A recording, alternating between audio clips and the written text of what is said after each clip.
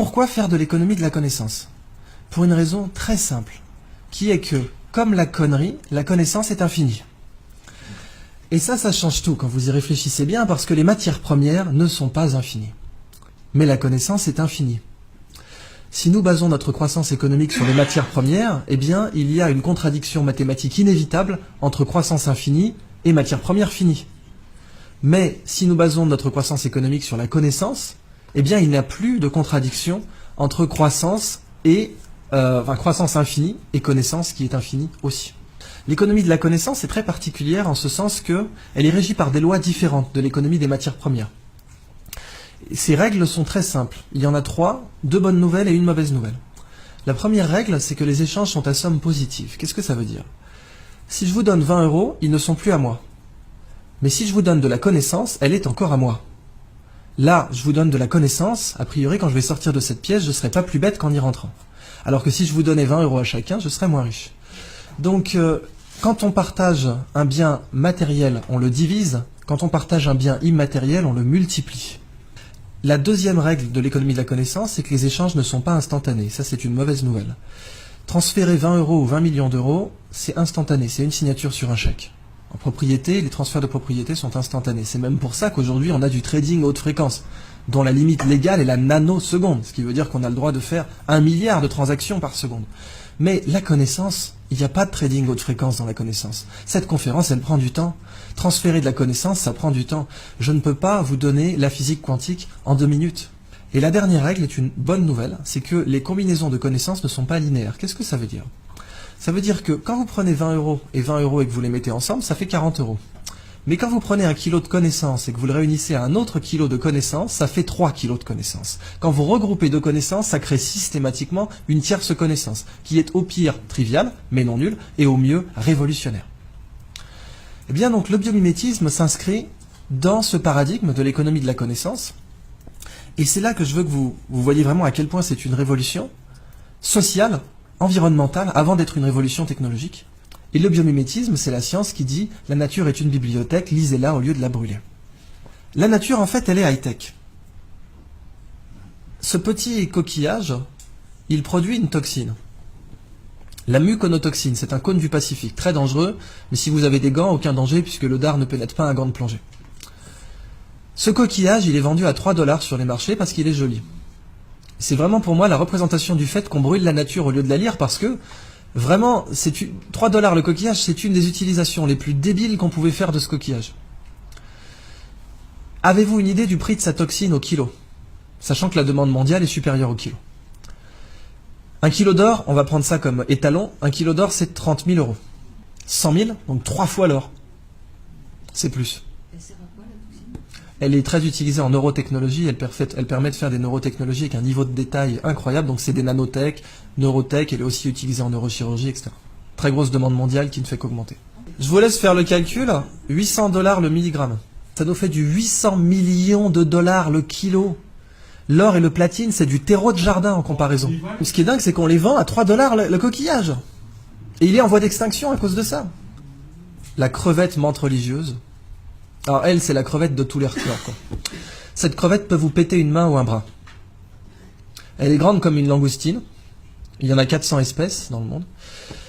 Et vous voyez ici, elle a des petits marteaux là. Un peu comme des marteaux à fruits de mer, pour casser des tourteaux. Et c'est justement ce qu'elle fait. Elle casse des crabes avec. Seulement quand elle envoie son marteau pour casser un crabe, elle lui donne l'accélération d'une balle de fusil d'assaut. Si nous on était capable d'envoyer une balle de baseball à 1/10 de cette accélération, on la mettrait sur orbite. Ce marteau casse évidemment un aquarium blindé, puisqu'il a l'énergie cinétique, il aura la vélocité finale d'une balle de fusil, mais il a une masse supérieure. Évidemment, si vous l'arrachez, il repousse, parce qu'après tout, pourquoi pas. Cette crevette, quand elle envoie son marteau, il se forme des étincelles sous l'eau. Ça va tellement vite que vous avez des étincelles. Et ces étincelles, on les a mesurées à 22 000 Kelvin, c'est la température à la surface du Soleil. Quand cette crevette envoie ses marteaux, il se forme une bulle d'air autour, qui s'appelle une bulle de supercavitation. La supercavitation a été étudiée au départ par l'armée russe pour faire des torpilles qui peuvent aller à plus de 150 km/h sous l'eau. Et aujourd'hui beaucoup plus, paraît-il. Les torpilles Shkval, dont les Russes ont donné la technologie à l'Iran, ce qui serait une des grandes raisons pour lesquelles les Américains n'ont pas déployé de porte-avions trop proches des côtes iraniennes, parce que ces torpilles peuvent sniper un porte-avions. Les Chinois prétendent, avec la technologie de supercavitation, avoir mis au point un sous-marin qui pourrait faire 500 nœuds sous l'eau, en se déplaçant dans une bulle d'air. Et la supercavitation aujourd'hui, le meilleur modèle d'étude que vous avez, c'est cette crevette. Mais c'est pas fini. Cette crevette, ses yeux, parce qu'après tout, si la nature est une bibliothèque, chaque espèce est un livre entier. Moi, je vous ai parlé que du chapitre marteau, mais je peux vous parler du chapitre yeux. Les yeux des chiens ont 2 types de cônes différents pour reconnaître les couleurs. 2 types de cônes. Nous en avons 3. Les chiens sont donc des daltoniens par rapport à nous. Cette crevette en a 16. Ça veut donc dire que nous sommes un tiers d'un tiers de daltoniens par rapport à elle. Elle est très colorée, mais la couleur que nous on voit, ce n'est rien par rapport à celle qu'elle voit. 16 cônes. Les Américains se sont inspirés de ses yeux pour concevoir une caméra qui permet de détecter rapidement les cellules cancéreuses dans les biopsies. C'est une caméra bio-inspirée tirée des yeux de cette crevette. Et les yeux de cette crevette possèdent l'écran solaire le plus efficace connu de l'homme. Les mycosporine-like aminoacides, qui sont des écrans solaires naturels, produits par les espèces pélagiques. Ces écrans solaires sont très intéressants commercialement parce que nos écrans solaires sont des perturbateurs endocriniens pour les coraux. Et quand on se baigne avec de la crème solaire, eh bien, on détruit les coraux. Si on avait ces écrans solaires, on serait mieux protégé et on ne détruirait pas les coraux. Dans le biomimétisme, un écosystème inexploité, c'est comme une nappe pétrolière. Sauf que, quand vous l'exploitez, vous ne le détruisez pas. Vous prenez le livre, vous en faites une photocopie et vous le remettez en rayon. Et en plus, il y a beaucoup plus d'argent à faire comme ça. Donc c'est juste plus rationnel de faire comme ça. Alors voilà donc la fin de ma présentation sur le biomimétisme. Je vous donne simplement un épilogue pour vous parler de la Blue Economy, qui est l'application du biomimétisme à l'industrie. Et la Blue Economy, c'est une 3e histoire que je ne développerai pas, mais dont je vous donne simplement l'incipit, qui est imaginer un monde sans déchets.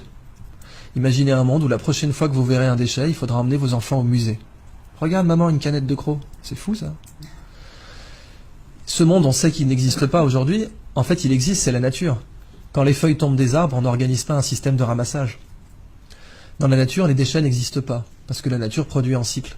Mais nous produisons en ligne. Et du coup, nous sommes la seule espèce aujourd'hui qui produit des choses dont personne ne veut. Et quelque chose dont personne ne veut, ça s'appelle un déchet. C'est la phrase de Gunther Pauli, ce n'est pas à la nature de produire comme nos usines, c'est à nos usines de produire comme la nature. Et si nous faisons comme ça, nous serons non seulement beaucoup plus rentables, mais en plus il n'y aura plus de déchets.